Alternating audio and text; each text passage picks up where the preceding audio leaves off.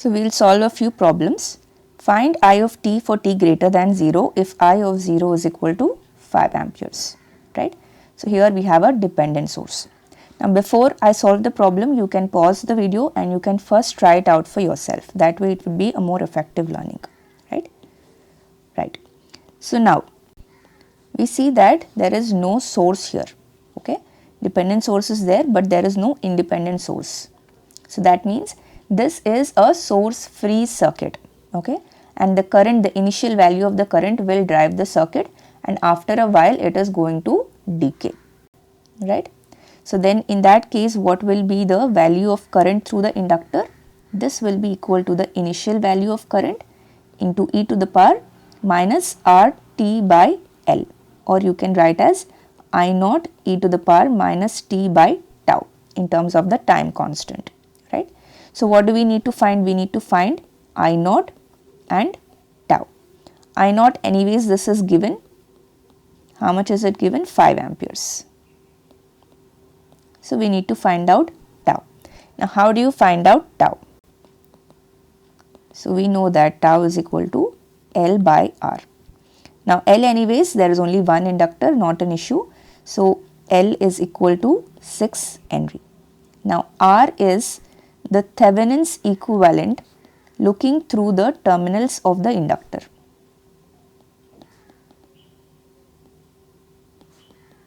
Okay. So this is the resistor and you have to look through these terminals.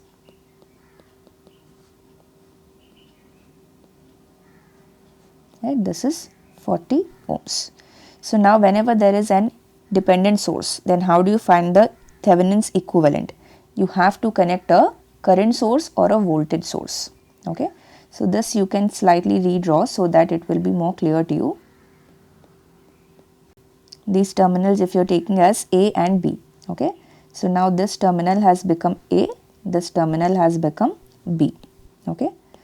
So you have a resistor in parallel with the current source which is having 0.5 I, and here you have the resistor 10 ohm. This is 40 ohms. Okay. So now you are going to connect a current source of 1 ampere. Now the voltage that is appearing across this will be the Thevenin's resistance. Now where is the variable I? I will be the current through the inductor, and this is the through A and B is what is the current flowing, right? So current, you can see it is flowing from the B terminal to the A terminal. So you can write here I, which is 1 ampere because of the current source here. Okay. Now at this terminal, if you can see, I is flowing here, 0.5 is going away from here. So what will be the current through 40 ohm? This is going to be 0.5 I. Okay. So now you can apply KVL, then you are going to get KVL around this loop. Okay. So I will just mark it here. We are applying KVL like this. Okay. So here you are going to get V is equal to 0.5 times I into 40 plus I times 10. Okay. Because through the 10 ohm I current is flowing, and this is equal to 30 I. Okay. So now since I is equal to 1, you have 30. Okay. So therefore RTH is equal to 30. From here you can find out tau. Tau is equal to L by R, which is 6 divided by 30, which is 0.2. So now what is the expression for current? I of t is equal to the initial value, which is 5, into e to the power minus t by 0.2, or you can write 5 e to the power minus 5t. Next question. Switch has been closed for a long time. It is opened at t is equal to 0. Find current in inductor for t greater than 0. So once again, pause the video and you can first solve it. Then you can see the solution, right? Now before the switch is closed, you can see that there was a source. Okay, source was connected through the inductor. And after the switch is opened, then it will become a only inductor and the resistors. So it is a source free circuit. Okay, and now we have to find out the current after t greater than 0. That means after the switch is removed. That means, are we dealing with a step response or a source free response? We are dealing with the source free circuit. Okay. So what are the things that we will be needing to find when it is a source free circuit? We have to find the initial current, that is I of 0, and you have to find the time constant tau. Okay. Because it is a source free circuit.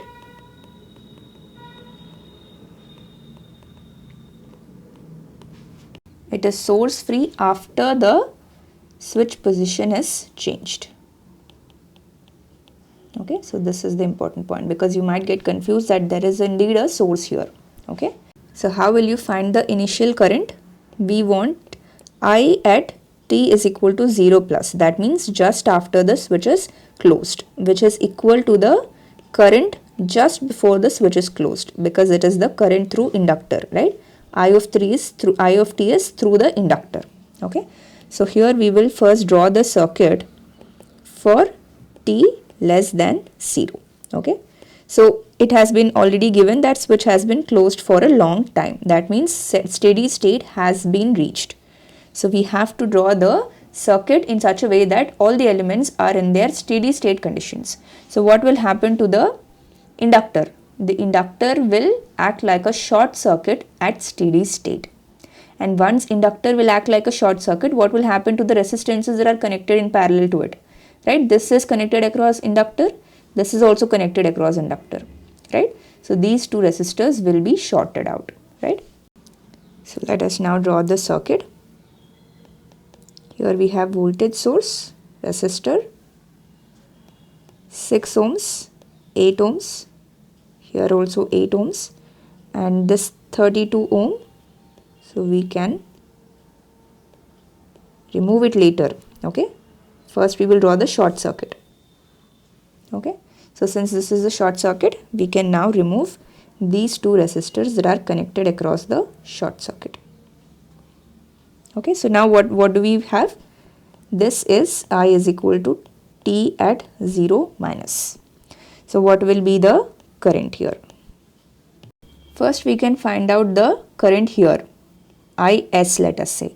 So what will be Is? This will be 50 divided by 6 plus 8 parallel to 8. Two resistors, two equal resistors in parallel, it will become by 2. So 4. So you're going to get 50 by 10, which is 5 amperes.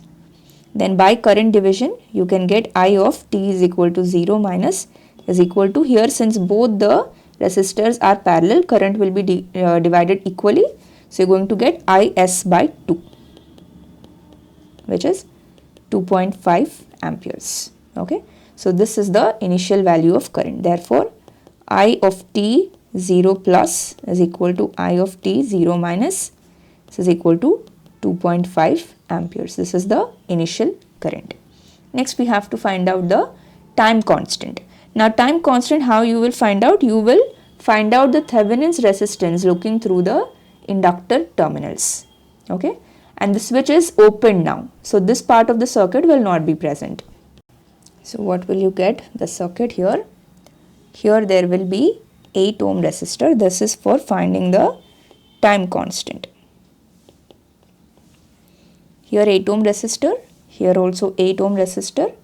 Now here we had 32 ohms and here there was 32 ohms, and we have to look through the open circuited terminals of the inductor. This is RTH. Here you can see that there are 3 resistor combinations in parallel.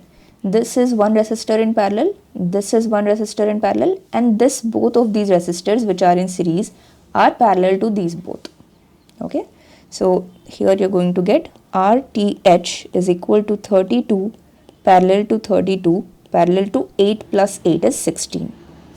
Now first 32 parallel to 32, what you will get? 2 resistors in parallel, 2 equal resistors, 32 by 2. So that will be 16 parallel to 16. Once again, both are same. So 16 by 2, you're going to get 8 ohms. Then how will you find the time constant? Tau is equal to L by R TH. Okay. So what is L? L is 2 Henry divided by 8. So you're going to get 1 by 4. Okay. So now what will be the final expression? Therefore, I of t for t greater than 0 is I of t0, that is initial current 2.5 into e to the power minus t by tau. So e to the power minus 4t you will get.